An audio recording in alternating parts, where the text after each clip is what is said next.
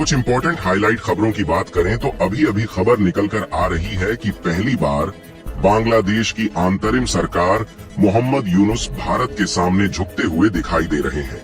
दरअसल उन्होंने कल के दिन पहली बार भारत के प्रधानमंत्री पीएम मोदी से फोन कॉल पर बात किया और जो बात पीएम मोदी और बांग्लादेश के बीच हुई है, इससे यह बात पूरी तरह से नजर आ रही है कि बांग्लादेश की अंतरिम सरकार के लीडर मोहम्मद यूनुस भारत की बातें मानने के लिए तैयार हो रहे हैं और उन्हें भारत के सामने झुकते हुए देखा जा रहा है।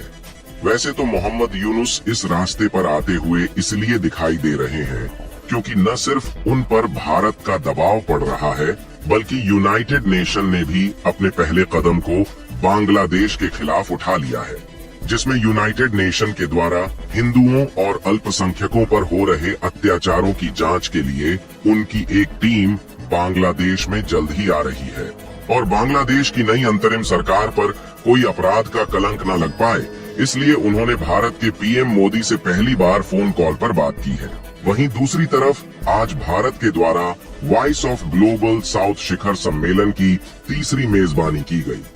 जिसमें भारत के अलावा Bhutan, Nepal, Fiji, Marshall Island और श्रीलंका के साथ साथ बांग्लादेश जैसे अन्य कंट्रीज ने पार्टिसिपेट किया, जिससे न सिर्फ इन देशों के साथ भारत का कंट्रोल बराबर बना रहेगा, बल्कि साथ ही इन देशों के साथ भारत का ट्रेड रिलेशंस और भी ज्यादा मजबूत बनाने की शुरुआत भारत के द्वारा की जा चुकी है। आज की इस वीडियो में भारत, बांग्लादेश, यूनाइटेड नेशन और voice of global south summit से जुड़ी कुछ ऐसी इंटरनेशनल खबरों को बताने वाले हैं जो कि भारत के नजरिए से बेहद ही इम्पोर्टेंट है। लेकिन आगे बढ़ने से पहले इस वीडियो को लाइक करके चैनल को सब्सक्राइब जरूर कर लीजिए। अभी विदेश मंत्रालय की तरफ से सबसे बड़ी खबर सामने निकल कर आ रही है कि इस समय बांग्लादेश की अंतरिम सरकार के लीडर मोहम्मद यूनुस, जो अभी तक भारत का विरोध कर रहे थे, लेकिन इसी बीच कुछ ऐसा हुआ कि उन्होंने पहली बार भारत के प्रधानमंत्री पीएम मोदी से फोन कॉल पर बात की है और दोनों देशों के बीच जो बातें हुई है उसको सुनकर आप भी हैरान रहने वाले हैं, क्योंकि भारत अभी तक जो चाह रहा था, अब उस बात को मानने के लिए मोहम्मद यूनुस पहली बार तैयार हुए हैं। लेकिन हम इन बातों को बताएं उससे पहले आपके लिए कुछ बातें जानना जरूरी है। सबसे पहले तो आपको यह बात क्लियर कर दें कि जो बांग्लादेश की नई अंतरिम सरकार के लीडर हैं, उनमें भारत का विरोध साफ साफ नजर आ रहा है और जब से शेख हसीना जी भारत में शरण लिए हुए हैं, तब से उनकी तरफ से भारत को कई बार चेतावनियां दी जा चुकी हैं कि भारत उनके मामले में दखल ना दे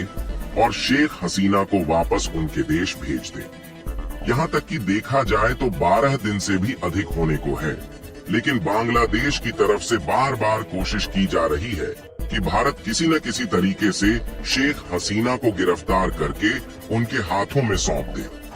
वैसे तो शेख हसीना खुद अपने देश में वापस जाने के लिए तैयार है, लेकिन जब तक वहाँ के हालात सामान्य नहीं हो जाते, तब तक ये वहाँ पर बिल्कुल भी नहीं जाने वाली है, क्योंकि उनके बेटे ने भी कह दिया है यदि वह बांग्लादेश में लौटती हैं, तो वहाँ के प्रदर्शनकारी शेख हसीना का पसीना निकालने की कोई भी कसर नहीं छोड़ने वाले हैं, जिसका अंदाजा आप इस खबर को देखकर लगा सकते हैं, जिसमें बताया जा रहा है कि बांग्लादेश में जो प्रोटेस्टर है, उनके द्वारा शेख हसीना के सपोर्टर और वहाँ के पत्रकारों पर अटैक किया जा रहा है और वह भी शेख हसीना के सपोर्टर पर अटैक ऐसे समय पर किया जा रहा है जब बांग्लादेश से शेख हसीना को देश छोड़कर भारत में आए लगभग 2 हफ्ते हो रहे हैं। और वहीं दूसरी तरफ भारत का जो बांग्लादेश के साथ व्यापार है, वह काफी ज्यादा डिस्टर्ब हो चुका है। यहाँ तक कि भारत के कुछ एक्सपोर्टर का तो यह भी कहना है कि जो सामान बांग्लादेश में एक्सपोर्ट भी हो पा रहे हैं, उनका पेमेंट बांग्लादेश की तरफ से करने में काफी ज्यादा देरी हो रही है, क्योंकि बांग्लादेश के हालात कुछ महीने पहले से ही बिगड़ना शुरू हो गए थे और 1-2 महीने पहले ही बांग्लादेश की अर्थव्यवस्था सड़क पर आ गई थी। इसके अलावा भारत के पॉलिसी मेकर और भारत की ऐसी इंडस्ट्रीज जो बांग्लादेश में अपने अलग अलग प्रोडक्ट को भेजती हैं, उन्होंने इसका अनुमान लगाया है कि बांग्लादेश की अर्थव्यवस्था जिस तरीके से सड़क पर आ रही है और शांत होने का नाम नहीं ले रही है, इससे आगे चलकर भारत का बांग्लादेश के साथ ट्रेड रिलेशंस पर काफी ज्यादा असर पड़ सकता है और भारत के निर्यात में कमी आने के कारण भारत की अर्थव्यवस्था पर भी काफी ज्यादा असर पड़ेगा, क्योंकि बांग्लादेश ही साउथ एशिया का एक ऐसा देश है जहां पर भारत सबसे ज्यादा सामानों को निर्यात करके कमाई करता है, जहां हर साल भारत $12 बिलियन के सामानों को बांग्लादेश में एक्सपोर्ट करता है, जिसमें खाने पीने की वस्तुओं से लेकर कपड़े और अन्य मशीनरी इक्विपमेंट शामिल है। अगली सबसे बड़ी अपडेट की बात करें तो हाल ही में भारत और यूनाइटेड नेशन की तरफ से बांग्लादेश पर थोड़े बहुत दबाव पड़ने लगे, तो अब बांग्लादेश को भारत के सामने झुकते हुए देखा जा रहा है। दरअसल इसकी जानकारी पीएम मोदी ने अपने एक्स अकाउंट पर पोस्ट के माध्यम से बताया है कि हाल ही में बांग्लादेश की अंतरिम सरकार के लीडर मोहम्मद यूनुस की तरफ से नरेंद्र मोदी को टेलीफोन कॉल रिसीव हुआ, जिसमें भारत और बांग्लादेश ने अपने विचारों को एक दूसरे के साथ एक्सचेंज किया। और इसी बीच मोहम्मद यूनुस भारत के पीएम मोदी से कुछ ऐसी बातें कह गए जिससे चीन और पाकिस्तान, जो बांग्लादेश को भड़काने की कोशिश कर रहे थे, उनकी धड़कनें बढ़ना शुरू हो गई हैं। दरअसल भले ही मोहम्मद यूनुस को शुरुआत में भारत विरोधी माना जा रहा था, लेकिन इन्होंने भारत के द्वारा किए गए समर्थन का धन्यवाद देते हुए कहा कि भारत ने हमेशा ही लोकतांत्रिक स्थिरता और शांतिपूर्ण के साथ साथ बांग्लादेश की प्रगतिशील के लिए हमेशा आगे रहा है। यानी कि बांग्लादेश की नई अंतरिम सरकार ने भारत को यह बताने की कोशिश की कि अभी भी हम भारत के साथ हैं और हम भारत के साथ अपने व्यापारिक रिश्ते और साथ ही स्ट्रेटेजिक रिलेशन को कमजोर नहीं करना चाहते। सिर्फ इतना ही नहीं, बल्कि भारत जो अभी तक बांग्लादेश को बात समझाने की कोशिश कर रहा था, बांग्लादेश अब उस बात को मानने के लिए तैयार है। बताया गया है कि मोहम्मद यूनुस ने बांग्लादेश में हिंदुओं और सभी अल्पसंख्यकों की सुरक्षा के लिए कई बड़े कदम उठाने का वादा किया है। वैसे तो यहाँ पर भारत के पीएम मोदी के पास टेलीफोन कॉल करके बांग्लादेश सरकार की तरफ से यह बात कहना हमारे लिए चौंकाने वाली बात है,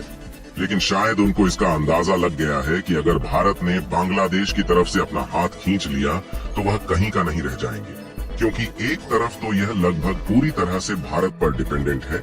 और वहीं दूसरी तरफ यूनाइटेड नेशन ने भी बांग्लादेश के खिलाफ अपने कदम को उठा लिया है और उनकी तरफ से बांग्लादेश में जो अत्याचार हो रहा है, इसकी जांच करने के लिए हाई लेवल की टीम भेजी जा रही है। और इसी बीच आज के दिन voice of global south summit Bharat के द्वारा होस्ट की गई, जिसमें Bhutan, Mauritius, Nepal, Fiji, Marshall Island और श्रीलंका के साथ साथ बांग्लादेश के मोहम्मद यूनुस भी शामिल हुए थे। जिसमें कि आप लोगों को क्या लगता है कि बांग्लादेश की अंतरिम सरकार ने जो वादा किया है, उसके मुताबिक हिंदुओं पर होने वाले अत्याचार को बचाने के लिए कोई बड़ा कदम उठाने वाली है या नहीं? अपनी राय कमेंट में जरूर बताएं।